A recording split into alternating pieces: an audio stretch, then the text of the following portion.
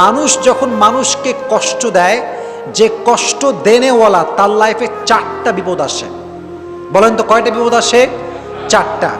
1 number, যে মানুষকে কষ্ট দেয়, যে মানুষের সঙ্গে প্রতারণা করে, যে মানুষকে কথা দিয়ে কথা রাখে না, আমানতের খেয়ানত করে, বিভিন্নভাবে কষ্ট দেয়, তাদের লাইফে 4টা কষ্ট মাস্ট আসে। নাম্বার 1 কষ্ট হচ্ছে এই যে তারা they can't get the peace of heart. তারা মনের প্রশান্তি হারিয়ে ফেলে।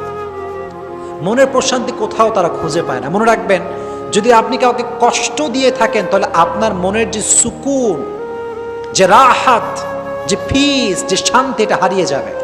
এটা আল্লাহ তাআলার পানিশমেন্ট। একজন বান্দা যখন আর একজন বান্দায় কষ্ট দেয়, তখন আল্লাহ তাআলা তার হৃদয়ের সমস্ত শান্তি কেড়ে নেন। তার হৃদয়ে কোনো শান্তি থাকে না।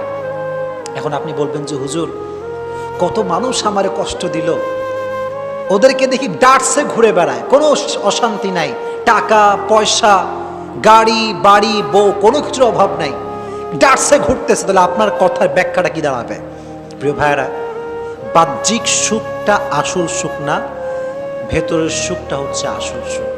কথা বলে ঠিক কিনা? আসল সুখ হচ্ছে ভেতরের সুখ।